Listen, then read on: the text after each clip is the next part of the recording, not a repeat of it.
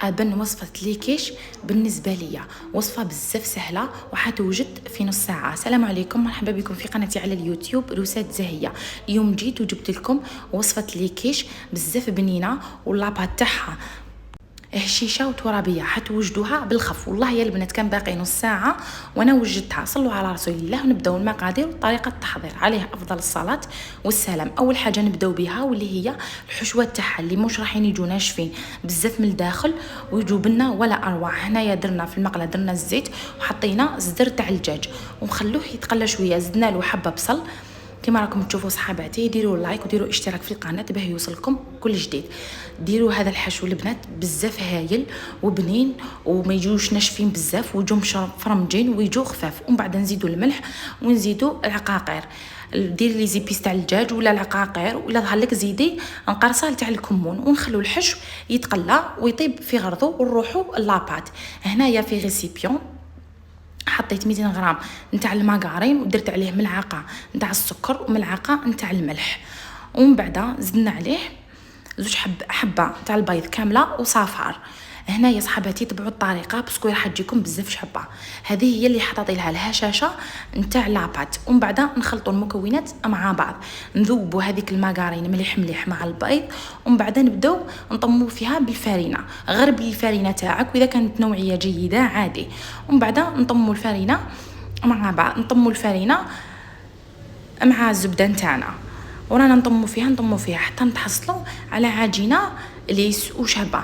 خدموا غير في غرضكم صحاباتي. قلت لكم بلي حتوجدكم في نص ساعه وبزاف هايله، وخاصه للي اصحاب المشاريع تقدري تخدمي بها عادي مناسبات والافراح. ومن بعد خطره ونروحوا الحشو تاعنا حتى يبدا يتقلى ويتحمر معانا. نطيبوه كيما الشاورما. ومن بعد نجو هنايا لهادو القوالب. ظهر لك ديري قوالب صغار، ظهر لك ديريها كبيره، ظهر لك ديريهم ديميني كيما انايا. قلت لكم بلي وجدتها في نص ساعه ونعتمد عليها في لي كوموند تاوعي باسكو تقطع هذه لاباط تقطع وثاني كتجي بزاف شابه. ما ملي يدوها عليا لي كليون تاوعي يقولوا لي زاهيه لي كيش تاوعك ولا اروع. نزيدوا نبسطوا العجينه في القالب تاعنا ونحو الحواشي الحواف بكوبات، ما نحوهمش بالموس باسكو نحوهم بالموس حتجرح لنا العجينه وتعبنا في الخدمه. ومن بعد نبسطوا كامل العجينه ونحطوها في سنيوه ونخلوها ترتاح في الثلاجه. نخلوها ترتاح هكاك على الاقل واحد 10 دقائق ولا ربع ساعه. قلت لك بلي بالخف توجد.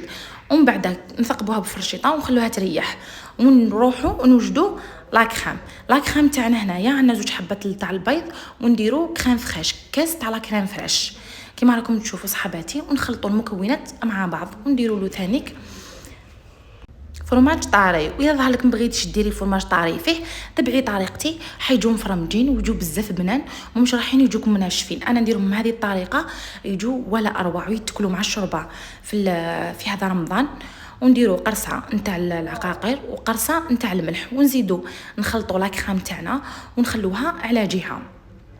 بعد كي نخلوها على جهه نجيبوا القوالب درناهم يطيبوا نص طياب على 200 درجه. ومن بعد كي طابوا لنا درنا الفرماج كيما راكم تشوفوا. قلت لكم ظهر لك ديريه في لاكريم، ظهر لك ما ديريهش في لاكريم، ديريه في لي كيش تاوعنا. ونزيدوا نديروا هذيك لافاخس اللي نحيناها وخليناها بردت ونجو نعمروهم بالكريمه اللي وجدناها من قبل. كيما قلت لكم صحاباتي ظهر لك ديري الفرماج اللي داخل في الكريمه، ظهر لك ديريه في لي كيش. ومن بعد نديروا لهم الفرماج رابي اختياري. ظهر لك دير لهم فرماج رابي، ظهر لك ما ديرهمش فرماج رابي.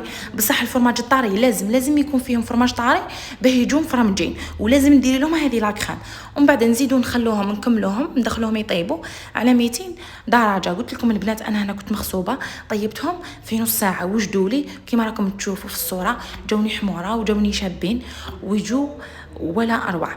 ما بقى غير نقول لكم صحه فطوركم وانتظروني الفيديوهات القادمه ان شاء الله وبارطاجوا مع صحاباتكم وسيوا الوصفه ماكمش رايحين تندموا عليها.